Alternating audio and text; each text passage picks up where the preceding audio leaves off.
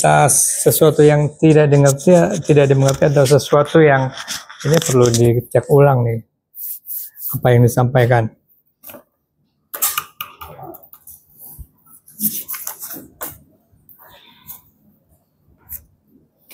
Gak ada pertanyaan? Ada pertanyaan diam aja, nggak ada pertanyaan diam aja. Gini ya, pertama ini apa yang disampaikan itu kalau dosen amati yang kalian boleh konfirmasi ini kayaknya udah gak tepat ya. Gak tepat karena diambil dari sumber-sumber yang memang kalian belajar baru pertama, tetapi kenyataannya itu udah berubah gitu loh. Pertama adalah apa alasannya kelompok kalian memilih satu cryptocurrency? Apa alasannya? Pertama dulu nih, yang dinamakan fundamental. Apa alasannya dulu nih? Kelompok 6 milih XRP, kelompok Clarissa, kelompok berapa? Bentar, kelompok kalian berapa? 5 SOL, 6 XRP, alasannya apa tuh? Karena yang saya baca dari itu XRP bisa menjadi aset global. Ya itu yang katanya. Yang tadi kan judul omongnya gimana? Setelah kami diskusi, ya kan? Bukan setelah kami pelajari. Jadi kalau kalian pelajari diskusi itu artinya beda. Ya pertama dulu nih, sebetulnya apa nih yang membuat kamu milih SOL sama XRP nih? Kamu tahu XRP itu apa? Ya, di situ dituliskan bahwa XRP itu adalah perusahaan yang mengatur pengiriman duit antar negara. SOL apa SOL? SOL, Solana itu apa? Oke, satu kelompok lagi yang nggak maju. Yang nggak maju siapa nih yang nggak maju? Nanti Rabu depan presentasi itu tambah lagi, bukan presentasi yang ini. Yang nggak maju siapa? Damar pilihnya apa? Hah? Kenapa milih Dogecoin? Dogecoin?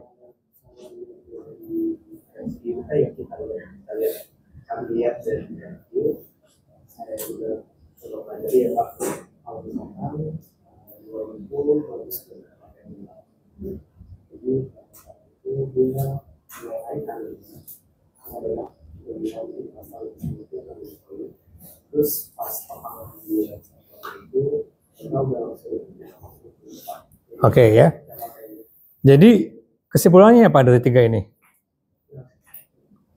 Kesimpulannya apa dari yang dia pilih ini? Atau kalian punya alasan lain? Laila, kelompok kamu pilih apa? Hah? Kenapa milih Litecoin?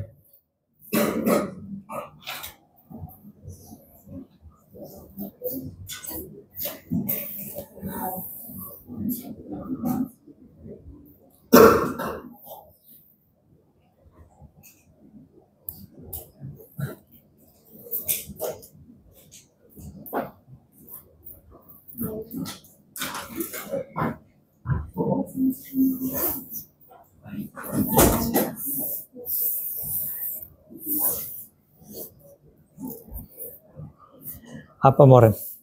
Alasannya satu kelompok. Julinar satu kelompok. Karena apa?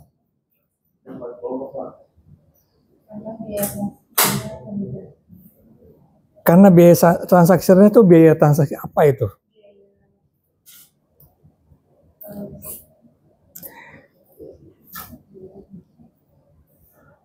Oke, jadi gini ya. Jadi dosen lihat lagi Rabu lalu, tiap kelompok pilih. Tiap kelompok tuh punya pilihan, ya. Tapi begitu ditanya kenapa milih itu, jawabannya meragukan nih. Ya, tadi disampaikan oleh kelompok 6, kenapa milih XRP? Karena dia adalah dibikin oleh tiga apa namanya? 3 eksekutif yang membuat Ripple Labs. Kenapa milih SOL? Apa tadi SOL alasannya? Karena jadi kesimpulannya apa nih kalau begitu? Kesimpulannya pada saat ini kan pola dasarnya, dasar pemikiran awalnya adalah manajemen investasi. Ya, investasi di sini ini bukan investasi kenapa beli rumah di Menteng, kenapa beli rumah di Bogor, kenapa beli tanah di Bekasi, bukan itu. Kalau orang beli rumah di Menteng sama orang beli di Bogor dan Bekasi itu alasannya apa? Kenapa Menteng, kenapa Bogor, kenapa Bekasi? Dengan uang 10 juta lucu ya. Dengan uang 10 miliar beli di Menteng dapatnya apa? 10 miliar di Menteng dapatnya. Ini kalian kuliah di mana sih? Kuliah di mana? Di Menteng ya. 10 miliar dapat segede apa di Menteng? Kecil. Di Bekasi? Di Bogor? Itu namanya fundamental. Ya.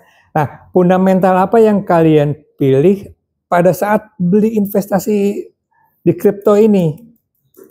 Ya, kenapa saya milih SOL, kenapa saya milih XRP, kenapa saya milih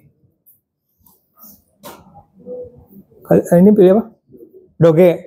Nah, kenapa itu? Jadi bahasa gampangnya, bukan apa yang tertulis. Kenapa milih itu? Kenapa milih itu? Kelompok ketua kelas milih apa? Kenapa milih HIVI?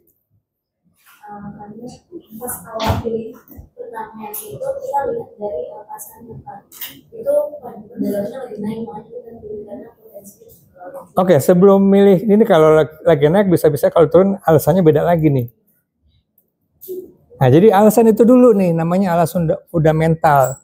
Nah, alasan fundamental ini tidak seperti yang disampaikan pada saat presentasi awal, presentasi yang sebelumnya, presentasi minggu sebelumnya itu Rabu sebelumnya, bahwa cryptocurrency itu adalah apa diantaranya?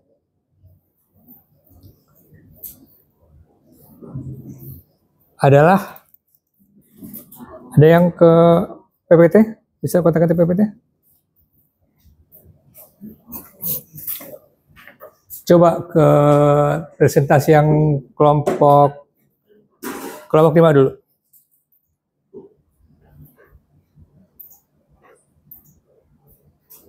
Coba ke atas. Ya. Oke. Berikutnya tunggu dulu. Berikutnya.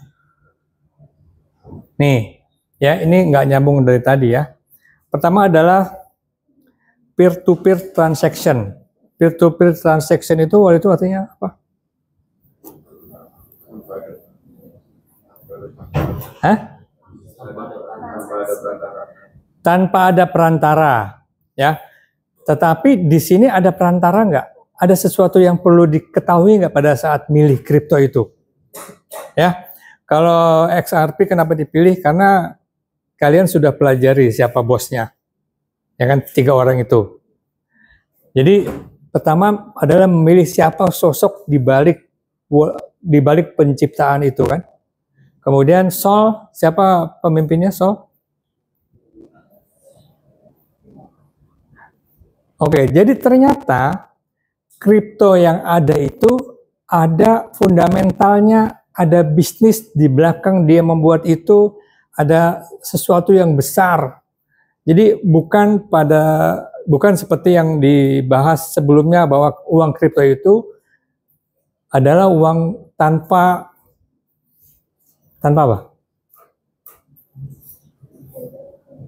Tanpa sosok di belakangnya. Ya, coba mundur deh. Ya kan?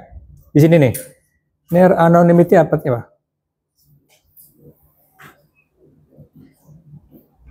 Ya.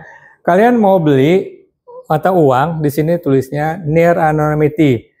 tidak mengharuskan identitas seseorang dipublikasikan. Ya, ngeri juga ya, beli kripto tapi nggak tahu siapa di belakangnya itu. Tidak ada kripto yang pemiliknya nggak tahu gitu kan. Itu berisiko juga. Mau nggak investasi, keluar uang 10 juta, uang jajan kalian berapa? 10 juta sebulan? Seminggu? Sehari? Nggak mau juga keluarin duit segitu kan. Terus 10 juta terus nggak ada. Jadi ini nggak benar nih. Peer-to-peer transaction tidak melibatkan perantara lembaga keuangan, disebutkan di atas mana? Oke, berikutnya. Oke, coba ke transaksi SOL, Sol. Ini belinya di mana? Di halaman berapa belinya di mana?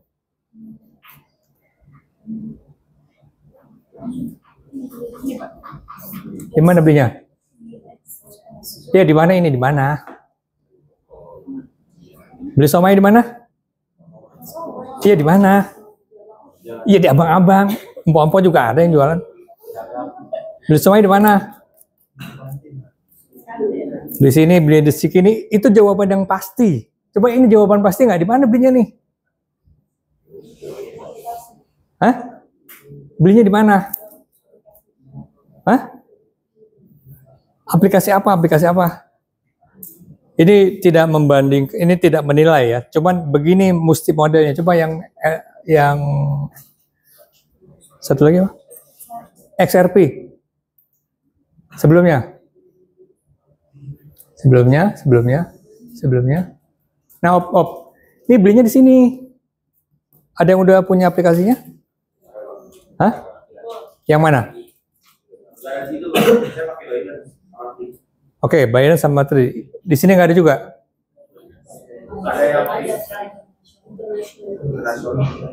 Udah punya? Udah beli? Hah? Oke, berarti bisa cerita ya di sini nih. Ya. Nah, karena kondisinya ya, kalau kita beli nggak usah langsung ke Indodax, nggak usah langsung ke Ajaib, ya. Itu nggak bisa langsung masuk tanpa kasih KTP, ya. Tetap perlu KTP, tetap perlu identitas, ya. Maksudnya apa? Maksudnya yang dikatakan anomali apa? Anonymous itu udah nggak juga, ya. Karena apa? Ya, karena apa?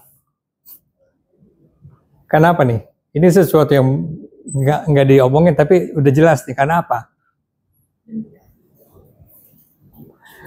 Karena pemerintah udah ikut mengawasi, ya. Di beberapa pembahasan kemarin kan disebutkan bahwa legalitasnya tidak jelas, legalitasnya belum kuat. Itu cerita atau itu kondisi agak lama. Bapepti itu sudah masuk ke mengurus kripto tahun 2020. Jadi di situ itu makanya mereka ini dibikin legal, dibilang legal. Kalau nggak ada ketentuannya, mereka tidak dibilang legal. Nggak bisa bikin perusahaan kayak gini di sini kalau tidak punya izin, ya. Kalau nggak punya izin nggak bisa bikin ginian. Jadi bisa kalau bikin ginian mesti domisilinya tidak di Indonesia, mesti pindah ke Singapura. Oke. Jadi pembelian, oke, sekarang Moran, kamu milih apa? Apanya? Kriptonya? Saya Hyperliquid. Oke, satu dulu aja banyak-banyak. Kenapa milih itu? Karena Hyperliquid dia proyeknya DEX-M1 Pak. Dia kripto. Dia fokus ke efisiensi, kecepatan, sama hemat energi. Oke, jadi ada project di belakang kripto itu, ya betul kan? Artinya tidak hanya semata-mata investasi kayak gini. Ini nyamping dikit. Kalau kalian mau beli mata uang asing buat disimpan, mata uang asing apa yang kalian mau beli? Kenapa US dollar? karena stabil. Jadi itu adalah fundamental, ya. Kenapa nggak beli atau apa lagi? Yuan? Yuan apa? Kenapa nggak beli mata uang Korea?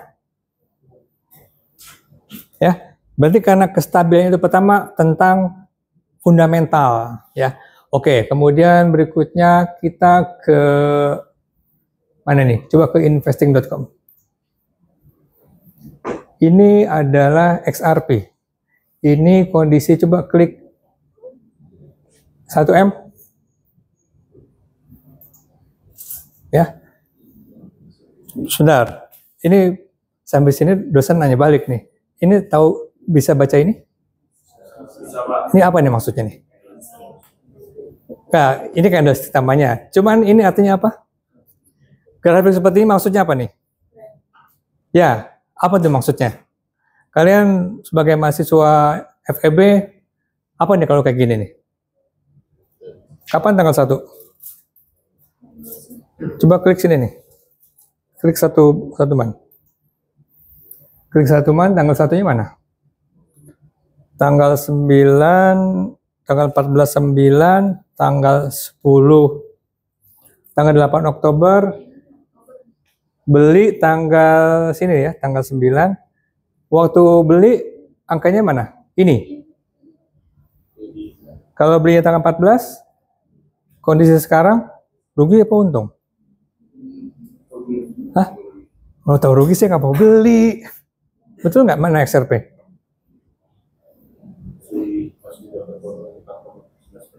Itu kan yang tanggal 1. Yang SOL dapat berapa? SOL? Untung apa rugi? Coba buka yang satu lagi deh. Ini Solana. Ini coba 1M. 1M, terus bawahnya 1 bulan. Ini waktu beli harganya segini, sekarang untung apa rugi? Sol, gimana Sol? Untung apa rugi?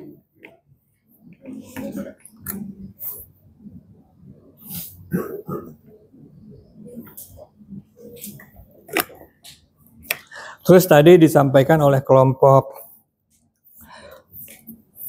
5 ya. Fluktuasi terjadi 24 jam.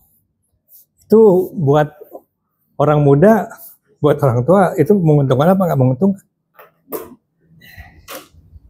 Sebelum tidur ada di sini, ya kan tidur tidur nggak segini, coba cek 1 week yang ada mundur lagi nggak yang 24 jam? Coba ya, di mana ada 24 jam? Ya coba one day.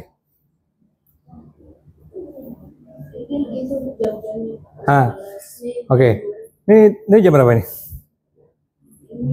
Jam 8:30. Tadi pagi saya belum, ini kan di waktu jam Amerika ya. Tadi pagi saya belum tidur, angkanya segini. Sekarang pas bangun segini. Mau ngomong apaan? Ya. Pas bangun langsung hilang duit 10 juta. Terus mau ngapain? Mau sideway? Nggak bisa. Berarti ada 3 istilah yang digunakan. Mau jual? Bisa nggak? Bagaimana? Oke, tapi kesimpulannya ini adalah fundamental yang tadi Damar bilang itu harganya naik turun. Kalau lagi naik, alhamdulillah. Kalau lagi turun, astagfirullah. Ya, oke. Pembelajarannya bukan di situ. Nah, pembelajarannya adalah ini ada yang nggak tahu candlestick? Nggak tahu lah. Kalau tahu itu mungkin orang tahu. Ya, jadi candlestick ini ada rumusannya. Jadi kalau bentukannya begini, ya bentukannya. Emang dosen mau nulis di sini? Hah? Emang tadi cuma diingetin nggak jadi. Ya, kalau dia begini, ya. Selanjutnya ini apa? itu ada teorinya. Ya, nah kalian pelajari untuk teorinya. Ini dosen cuman ngasih, coba buka kamus candlestick. Nah ini coba ke bawah ya.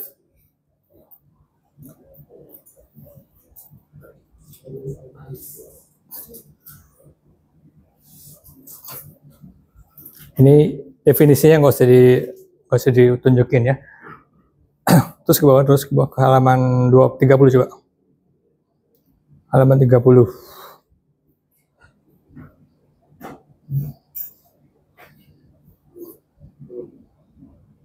Oke, satu lagi ya. Ini ada beberapa nama dari model candlestick. Halaman 35 ya. Jadi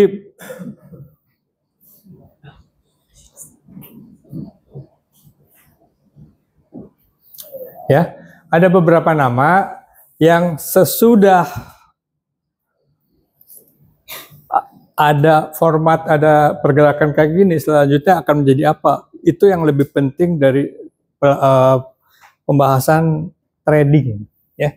Jadi kalau sebelum beli, tadi kan ada alasan tuh. Ini bisa naik, bisa turun. Kemudian yang dilihat, kalau tadi dibahas sama dosen, yang dilihat apanya sih sebetulnya? Kan ada 3, ada SDM. SDM itu apa? Yang dilihat tadi siapanya? Orangnya. Berarti kita ngelihat SDM-nya kan? Bukan SD-nya. Kalau tadi Moren cerita tentang project-nya, itu yang backbone-nya dia. Atau bukan backbone bahasa Indonesia. Yang membelakangi si orang ini ngapain. Ya, kalau dia membahas, karena dia punya mesin pemindah uang antar negara. Bahasanya bukan mesin ya. Betul. Sistem pemindah uang antar negara dengan biaya yang murah itu kalau ditanya lebih lanjut ke negara mana dan berapa biayanya itu mesti perlu tuh ya. Kalau kita sehari-hari ada kita pemindahan uang antar negara? Hah? Enggak ya? Habis itu di lingkup yang lebih besar dari kita. Kira-kira percobaan ada transfer uang antar negara? Nggak ada ya, dosen luar negeri aja nggak ada, mahasiswa. Jadi siapa yang membutuhkan perpindahan uang antar negara itu perlu pelajaran lebih jauh. Kemudian tentang si Ripple Labs, siapa pemimpinnya? Ada 3 orang kan, yang itu nggak usah disebut doang. Cuma apa pentingnya beli kayak gitu kan? Nah itu kalau mau investasi yang agak lama itu coba tadi investing.com. Yang mana aja? Ini kan coba cek yang 1 bulan. Ya, kalau 1 bulan tadi Mas, 1M. 1M kalau 1 bulan beli ini bukan 1 bulan ya. Ini 2 tahun. Di sini di bawahnya 1M juga. Ya.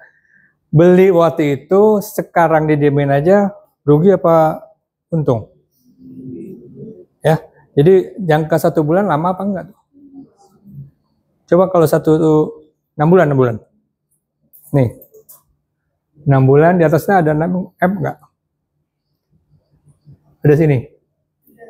1M bawahnya enggak 6M. Dan coba lagi. Lagi sini 6M.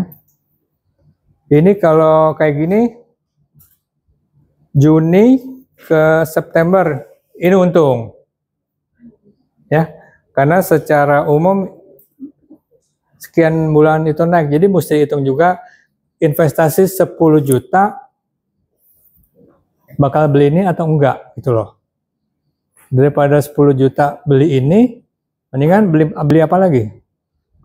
Pilihannya. Beli apa lagi? Beli emas. Nanti dibandingkan juga emas naik apa enggak selama 6 bulan. Kalau 6 bulan naik atau turun ya itu dihitung sendiri ya. 6 bulan pakai buat anting, buat cincin, itu beda lagi urusannya.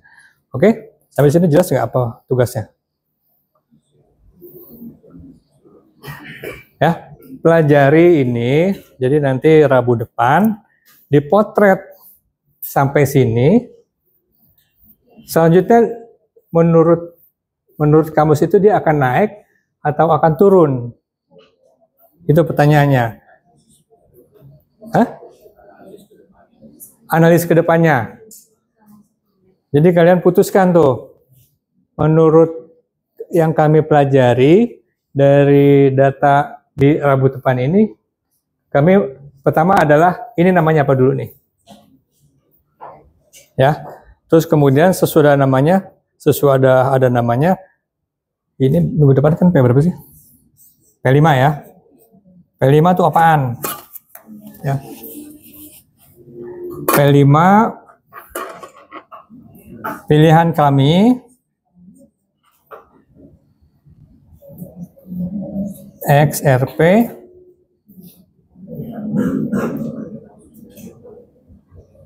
apa itu namanya?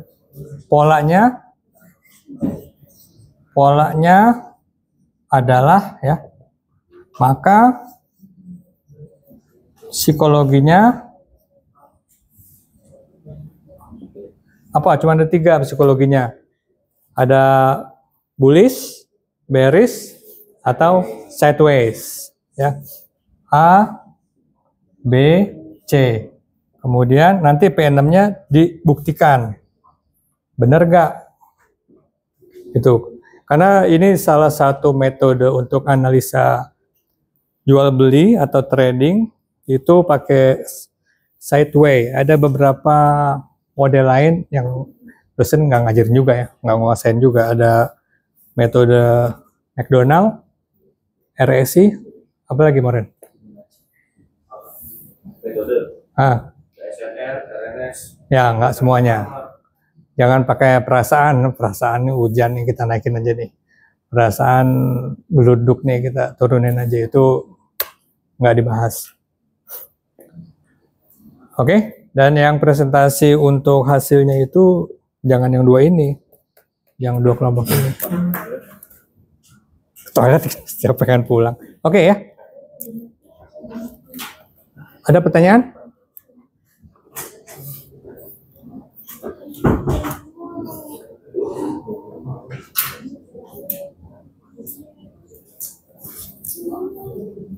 Jelas? Oke, kalau jelas kuliahnya selesai.